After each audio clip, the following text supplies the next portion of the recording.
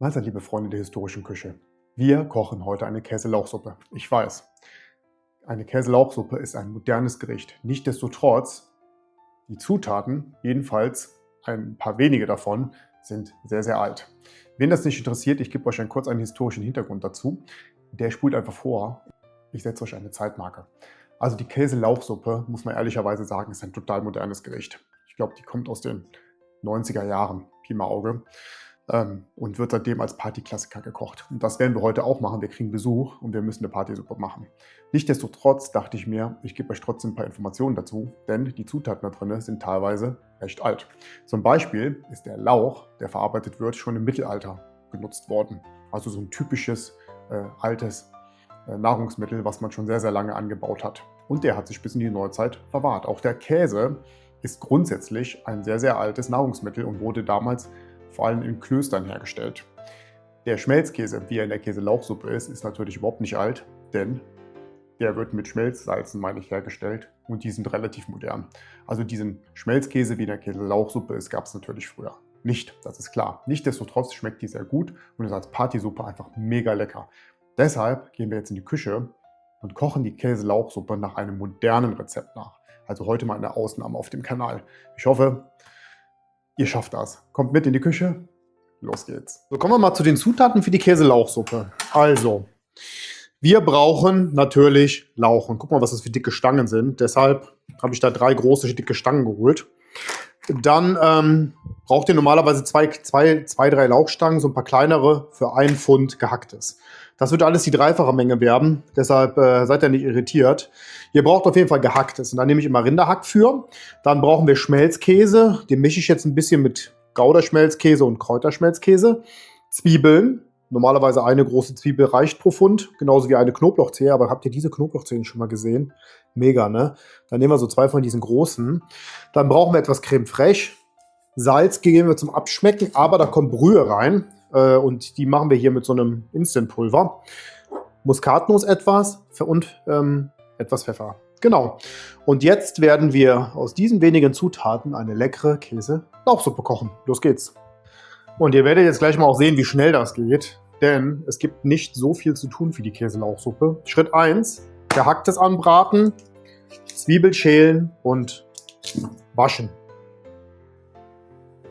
Also wie gesagt, während das Gehacktes jetzt anbrät, und ich mache das jetzt hier in der Pfanne und tatsächlich auch schon in einem großen Topf, werden wir die Zwiebel schälen und grob klein hacken. Das gleiche gilt für den Knoblauch, nur den werde ich durch eine Knoblauchpresse drücken. Das ist tatsächlich das Effizienteste. Und tschüss, weg ist die Zwiebel. Ja, da sind wir wieder. Genau, den werde ich durch eine Knoblauchpresse schicken. Oder pressen, dann wird der sehr, sehr schön, sehr fein. Also ein paar Knoblauchstücke im Mund, das ist nicht immer so für jeden das Richtige. Genau, ich spüre vor.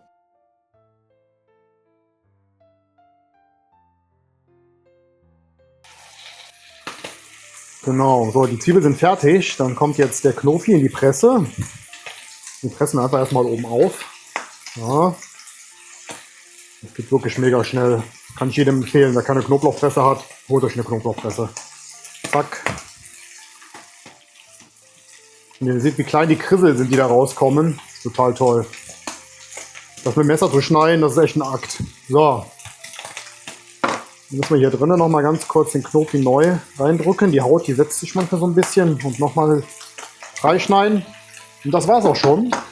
Dann warten wir jetzt, bis das Gehacktes fertig ist und dann braten wir mit an. Gut, dann kommt die Hälfte in die Pfanne und die andere Hälfte in den Topf zu dem angebratenen Gehacktes und darf dort weiter braten und in der Zwischenzeit waschen, halbieren, klein schneiden. Wie gesagt, kommt jetzt der Lauch ist jetzt dazugekommen und ich habe schon ein bisschen Brühepulver reingemacht und jetzt kippen wir das mit ungefähr 2,5 Liter Wasser an. Einmal. Zweimal. Das ist natürlich jetzt so viel, weil ich ja ungefähr die 3-fache Menge genommen habe. So, und dann lassen wir das schön aufkochen. Und dann kommt hier gleich der Schmelzkäse dazu. Aber erstmal lassen wir das ein paar Minuten kochen. Genau. Also, die Lauchsuppe hat jetzt ungefähr 10 Minuten gekocht oder vielleicht sogar eine Viertelstunde. Damit ist der Lauch auch schön weich. Und jetzt kommt der ganze Schmelzkäse hinzu und auch das Creme fraiche und ein kleines bisschen Muskatnuss. Seid da vorsichtig, nicht, dass das nur noch eine Muskatnuss schmeckt, dann habt ihr verloren.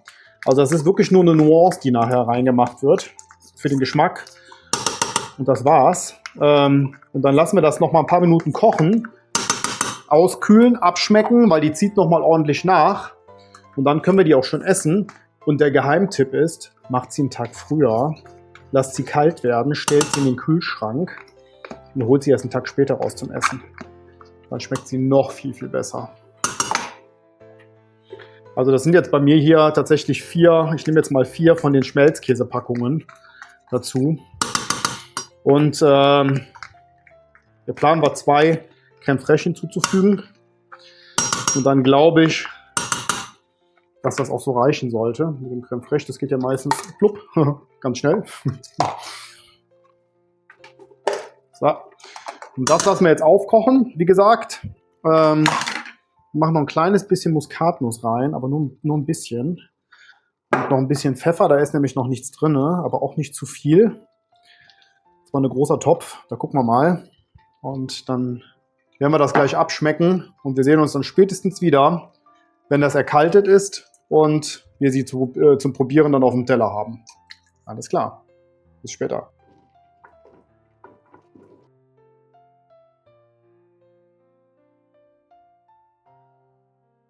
Dann wollen wir die Käse-Lauchsuppe mal probieren. Schauen wir mal. Oh, die ist mega lecker. Also die hat er jetzt noch im Kühlschrank gezogen eine Nacht. Und dadurch kommt dieses Laucharoma nochmal deutlich stärker raus. Kann ich euch nur empfehlen. Ist wirklich ein Genuss und ich glaube, es ist auch ein Partyklassiker. Also, wenn ihr die nächste Party macht, Besuch bekommt, macht eine Käse-Lauchsuppe, geht mega schnell. Und was sehr, sehr gut dazu passt, ist Kräuterbaguette. Und am besten die Kräuterbutter selber machen. Und da bin ich gerade schon wieder auf eine tolle Idee gekommen für ein nächstes Video. Das machen wir auch nochmal die nächsten Wochen. Ich würde sagen, ich esse das auf. Genießt das Video, genießt die Käse-Lauchsuppe. Wir sehen uns bis nächste Woche.